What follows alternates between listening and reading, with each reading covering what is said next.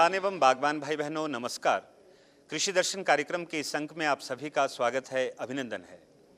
किसान साथियों, आज औद्यानिकी एवं वानिकी विश्वविद्यालय नौणी में किसान संगोष्ठी का आयोजन किया गया। ये कार्यक्रम राज्य स्तर का है और इस कार्यक्रम में मुख्य रूप से हिमाचल प्रदेश के महामहिम राज्यपाल आचार्य देवव्रत जी ने शिरकत की। इस संगोष्ठी का मुख्य लक्ष्य था कि जैविक खेती को हिमाचल प्रदेश के बागवान किसान कैसे अपनाएं और शून्य लागत में कैसे हम प्राकृतिक कृषि कर सकते हैं। हिमाचल प्रदेश के दूरदराज क्षेत्रों से इस संगोष्ठी में हिस्सा लेने के लिए बागवान किसान आए हैं और इस संगोष्ठी में मुख्य रूप से विशेष मेहमान के तौर पर महाराष्ट्र से श्री सुभाष पालेकर जी पधारे हैं, जो बहुत ही अग्रणी वैज्ञानिक है। दोस्तों, इस कार्यक्रम में इसी विश्वविद्यालय के कुलपति डॉक्टर विजय सिंह ठाकुर जी भी मौजूद रहे। हिमाचल प्रदेश के एग्रीकल्चर विभाग के डायरेक्टर, हॉर्टिकल्चर विभाग के डायरेक्टर, पशुपालन विभाग के डायरेक्टर और अन्य गणमान्य जन इस कार्यक्रम में मौजूद रहे। हिमाचल प्रदेश के महामहिम राज्यपाल आचार्य देवव्रत जी कैसे हिमाचल प्रदेश के किसान बागवानों को संबोधित करते हैं और क्या समझाना चाहते हैं जैविक खेती के बारे में, आइए सुनते हैं हिमाचल प्रदेश के महामहिम राज्यपाल आचार्य देवव्रत जी के विचारों। कि यहाँ के किसानों को भी मैं बधाई देता हूँ। कुछ ऐसे किसान भाई और बहनें मिले कि जो परंपरागत खेती और उनके बीजों को बचाए हुए हैं।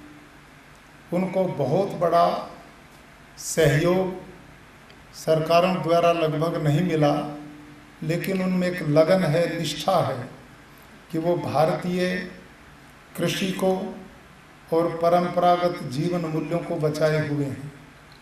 यहाँ वह बीज देखे जो दिखने असंभव हो गए हैं। यहाँ वो पौधे देखे, हर्बल पौधे की जिनका पहचानना भी हमारे लिए अब मुश्किल सा हो गया है। एक युग था कि जब बहुत बड़े बड़े मेडिकल नहीं होते थे, हमारी माताएं बहनें घर की औषधियों से ही हमारा इलाज कर देती थी। उनको इतनी जानकारी होती थी जड़ी बूटियों की कि वो घर पर ही उनके इलाज हो जाते थे। और हमारे जो परंपरागत बीज हैं उनमें गुणवत्ता थी। जहाँ वो खाने में स्वादिष्ट होते थे, उसके साथ वो शरीर के लिए पौष्टिकता भी प्रदान करते थे। आज भारी मात्रा में हाइब्रिड का प्रचार हो रहा है और अंधानुकरण हम बड़ी तेजी से कर रहे हैं। हाइब्रिड बीज जब से आया है, उसके पीछे बहुत बड़ा षड्यंत्र सा मैं कह सकता हूँ, क्योंकि पहली बात न तो उनके खाने में कोई स्वाद है, बहुत बीमारियाँ उनको लगती हैं, बहुत पानी की उनको जरूरत पड़ती है। और हाइब्रिड बीज की एक कमजोरी है कि आप एक बार ही जमीन में लगा सकते हैं, दोबारा उससे बीज बन ही नहीं सकता। एक हम थे कि हमारे किसान उन्हीं बीजों को आपस में बदल लेते थे और वो बीज हजारों साल से चलते आ रहे हैं। उनकी गुणवत्ता कभी समाप्त होती नहीं। तो ये हमारी एक बहुत बड़ी पूंजी थी और उस पूंजी को हमने नष्ट कर दिया। आपस में बदल लेते थे, बड़ा सस्ता पड़ता था। हाइब्रिड को खरीदते हैं, कितना महंगा पड़ता है, बार बार खरीदना पड़ता है। उसको बचाने के लिए पेस्टिसाइड दवाइयाँ खरीदनी पड़ती हैं, उसको पालने के लिए खाद बहुत डालना पड़ता है, उसको पालने के लिए पानी बहुत लगाना पड़ता है। तो किसी भी दृष्टि से हमारे उपयोगी वो नहीं है। लेकिन कुछ राष्ट्रभक्त किसान आज भी पूरे देश में फैले हुए हैं। हमारे बीच में मैं परिचय करा रहा हूँ माननीय डॉक्टर सुभाष जी पालेकर। दुबले पतले दिखाई देते हैं, महात्मा गांधी भी ऐसे ही थे। आप जानते हैं उन्होंने देश आज़ाद करा दिया। एक लंगोटी पहनते थे, हाथ में लठिया रखते थे, हड्डियों का ढांचा शरीर, लेकिन अंग्रेज की बहुत बड़ी ताकत को जिसने हिला दिया। मैं समझता हूँ कृषि की क्रांति के क्षेत्र में ये हमारे महात्मा गांधी हैं और ये एक ऐसी क्रांति पैदा करेंगे एक ऐसी क्रांति पैदा करने वाले हैं कि जो पूरे राष्ट्र को, पूरे देश के किसानों को समृद्धि की ओर ले जाएंगे। परंपरागत खेती को बचाने का एक बहुत बड़ा अभियान आपने लिया है। मैं इनको कई बार कहता हूँ, कुछ कम काम किया करो, रुकते ही नहीं। इनके स्वास्थ्य की कमजोरी का कारण 18 घंटे इस उम्र में आप काम करते हैं प्रतिदिन।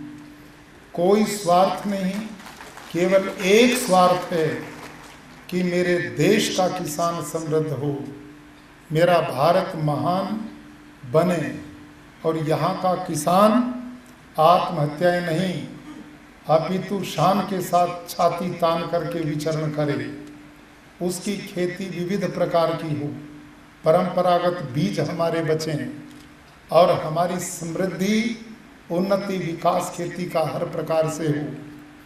किसान जो अन्नदाता है, हमारे यहाँ उपनिषदों में लिखा अन्नम वही प्राणी नाम प्राण है। अन्न अंदर ना जाए तो प्राण समाप्त हो जाते हैं। रुपए तिजोरियों में भरे रहें, उनको खा के पेट नहीं भरता। किसान जिस अन्न को पैदा करता है उसके खाने से ही आंखें खुलती हैं। भाइयों और बहनों, इस समय भारत देश के लोगों की ओर हम देखते हैं तो हर 10-15वां आदमी डायबिटीज का शिकार है। हर आदमी हाइपरटेंशन लिए घूम रहा है। कैंसर तेजी से फैल रहा है। आप थोड़ा सा विचार करके देखो, आज से 30 साल पीछे जाइए। हमारे कुछ बुजुर्ग हमारे बीच में बैठे हैं। आज से 30 साल पहले कोई जानता था कि हाई ब्लड प्रेशर क्या होता है? क्यों साहब? आज से 30 साल पहले जानते थे कैंसर किसे कहते हैं? आज से 30 साल पहले कोई जानता था कि जोड़ों के दर्द, घुटने की ग्रीस खत्म हो गई? आज वालों की ग्रीस बिना चले ही खत्म हो रही है।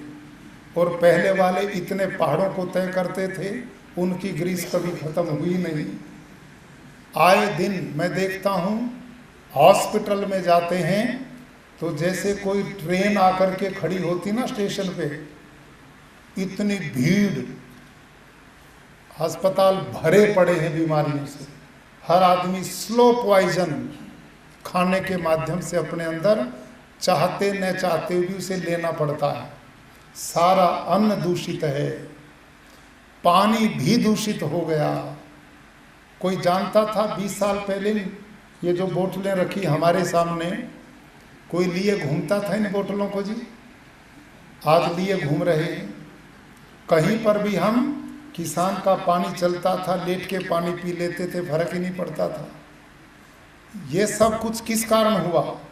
इतना जहर खेतों में डाला गया है कि उससे धरती का पीने वाला पानी भी प्रदूषित हो चुका, पीने लायक नहीं रहा। जब धरती नीचे 200-300 फुट नीचे का पानी इस ऊपर वाले जहर ने खत्म कर दिया।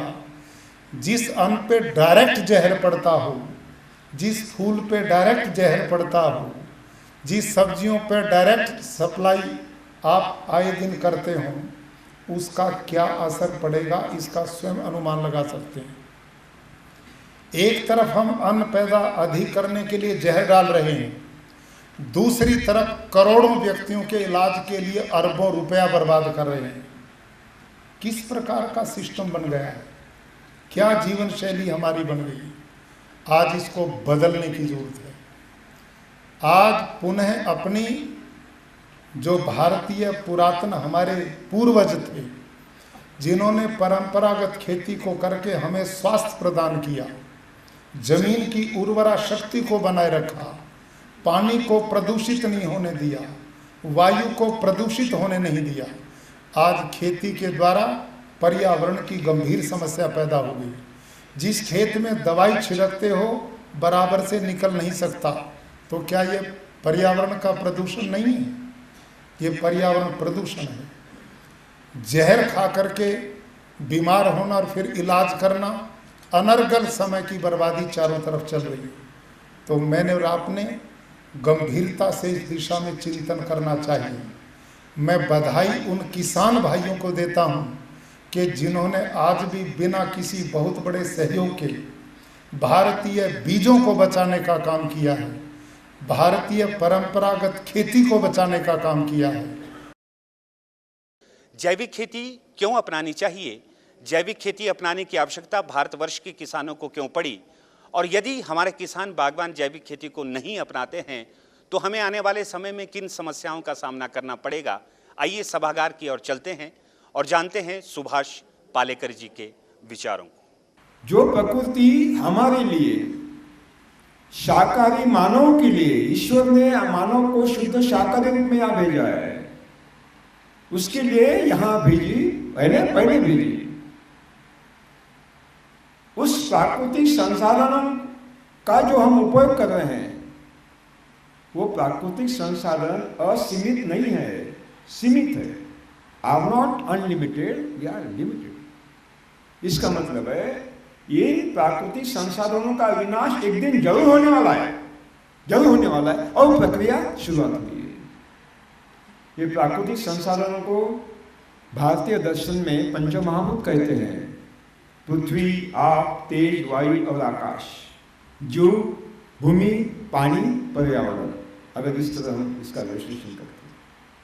साथियों, अगर ये संसाधन असीमित है, नहीं है, सीमित है, लेकिन इतने भी सीमित नहीं है कि अगले पीढ़ियों के लिए न बचे, लेकिन इतने भी असीमित नहीं है कि हमारी अतिरिक्त भोगवाद से वो बचे रहे। हमें तय करना है कि मानव के विकास के लिए जिन जिन विचारधाराओं को हमने स्वीकार किया है, किस विकास की ओर हम जा रहे हैं, विनाशक विकास की ओर या शाश्वत विकास की ओर, ये भी हमें, जब हम नीति नियम बनाते हैं, इसकी भी धारणा हमें करनी होगी। साथियों, हम आगे बढ़ना चाहते हैं उन प्राकृतिक संसाधनों को बचाने के लिए जो अगली पीढ़ियों के लिए भी आवश्यक होगा। साथियों, हरित क्रांति उस समय की मांग थी कि महामहिम राज्यपाल जी ने सही निर्णय लिया कि हिमाचल प्रदेश से इसकी शुरुआत हो, ताकि एक नया मोड़ हम इस व्यवस्था को दें। साथियों, अभी 6 महीने पहले जहां से हरित क्रांति का जन्म हुआ, यानी पूरी भारत में फैली, वही पंतनगर कृषि विश्वविद्यालय ने मुझे बुलाया।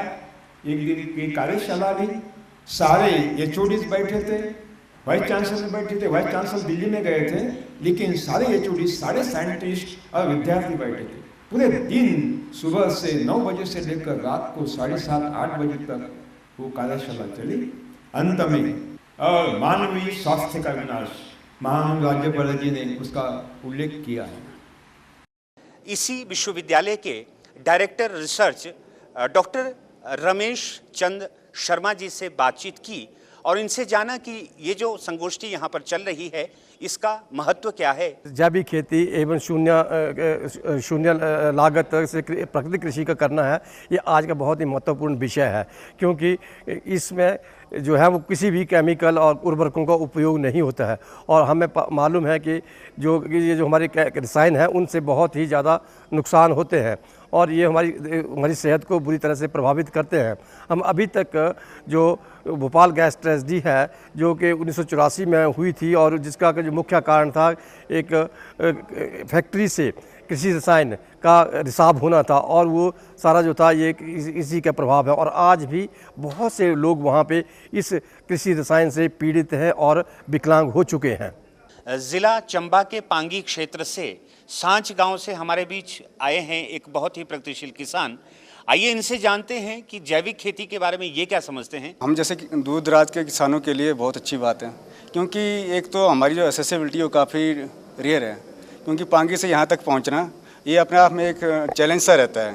पर जैसे भी ये हमारे जो KVK चंबा के हमारे प्रिंसिपल साइंटिस्ट है डॉक्टर रैना, उन्होंने हमें सपोर्ट किया, हमें गाइड किया और साथ में जो हमारे लीडर है हरीश जी, उन्होंने भी हमें प्रमोट किया तो हम यहाँ तक पहुँचे हैं। और जैविक कृषि के बारे में सर हम ये कह सकते हैं कि अभी तक हमारे पांगी में इस चीज़ के बारे में कोई ज़्यादा जागरूकता नहीं है, क्योंकि हम जो कृषि करते हैं वो पुरातन विधि के अनुसार ही करते हैं, जिसमें हमें जो हमारी प्रोडक्शन है वो बड़ी कम पड़ती है। पर धीरे धीरे जैसे अब गवर्नमेंट भी इन्वॉल्व हो रही है, हॉर्टिकल्चर एग्रीकल्चर हमें गाइड कर रहा है कि आपने किस तरह से अपनी कृषि की लागत को बढ़ाना है। तो ज़्यादातर हम हॉर्टिकल्चर में आकर जो पेस्टिसाइड है उन रसायन का इस्तेमाल कर रहे हैं, जिसकी वजह से हमें ये लग रहा है कि ये थोड़ा हमारे लिए बहुत डिफ़िकल्ट होगा आने वाले टाइम में, क्योंकि जैसे हम इस जागरूकता शिविर में आए तो हमें पता लगा कि हम लोग क्या करने जा रहे हैं। जैसे भी आज हमने गवर्नर साहब का स्पीच सुना और डॉक्टर पालेकर को सुना कि ये जो चीज़ें हैं हमारे लिए कितनी घातक हो सकती हैं, क्योंकि जैसे इन्होंने जनरल कहा कि 30 साल पहले जो शुगर की या कैंसर की बीमारियां नहीं हुआ करती थी, आज वो आ चुकी है। तो इसका डायरेक्ट रीज़न हमारे खान पान से है, क्योंकि जैविक खेती की ओर हम जा नहीं रहे, हमें ना ही इसका नॉलेज है ना ही हम इसके बारे में जानते हैं। तो ये हमारे लिए बहुत मुश्किल है कि किस तरह से इन केमिकल से बचा जाए। हमारे किसान बागवान जो इस कार्यक्रम को देख रहे हैं वो आपसे जानना चाहते हैं जैविक खेती के बारे में आप क्या जानते हैं, और अपने गाँव में अपने क्षेत्र में जैविक खेती को बढ़ावा देने के लिए आप क्या कर रही हैं? मैं अपने गांव में कुछ महिला के ग्रुप बनाए हैं जिनको हम जैविक खेती के बारे में बोलते हैं, और जैसे खाद दवाइयाँ वगैरह, गौमूत्र इकट्ठा करना, लस्सी कैसी करनी, मिर्चें हैं जब कीड़े कूड़े को मारने लाल मिर्चें पीस के और लहसुन वगैरह का प्रयोग करते हैं। इसलिए हम सब महिलाओं को ग्रुप में ये ट्रेनिंग जैसी देते हैं आप अपने ग्रुप में। फिर हमारा एक संगठन भी ब्लॉक लेवल पर बना, जो कि यहाँ आए शिविर में सोलन में हम आए ना, जहाँ गवर्नर जी भी आए, वहाँ भी बहुत कुछ बढ़ावा दे रहे, बोल रहे। या मैंने कुछ बीज भी था रखा प्रदर्शनी में जो कि लुप्त हो रहा है। हाँ, फिर उन्होंने बोला ये लुप्त होना नहीं चाहिए, ठीक है, ये आप ठीक कर रहे हैं, क्योंकि हम 2004 से इस लाइन में चले हैं। तो यहाँ भी जितना बोल रहे हम सुन रहे, बहुत कुछ सीख रहे, समझ रहे हैं। हिमाचल प्रदेश के किसान बागवानों ने इस शिविर में हिस्सा लेकर जैविक खेती के नए नए नुस्खों को सीखा। 4 दिनों तक चलने वाले इस शिविर में हिमाचल प्रदेश के किसान बागवान अपने आप को गौरवान्वित महसूस कर रहे हैं। हमने ये भी प्रयास किया कि हम किसान बागवानों से भी बातचीत करें और उनके विचारों को भी जानें, समझें। बहरहाल इस तरह के शिविर प्रदेश के किसान और बागवानों की तरक्की के लिए बहुत उपयोगी सिद्ध होते हैं। आज की इस संगोष्ठी में आचार्य देवव्रत जी ने सभी किसानों बागवानों से यही आह्वान किया कि जैविक खेती को अपनाना हमारी आवश्यकता है, इसे अपनाना चाहिए, तभी प्रदेश और देश तरक्की कर सकता है। जैविक खेती अधिक से अधिक किसान बागवान अपनाए, इसी उम्मीद के साथ अब अनुमति दे। नमस्कार।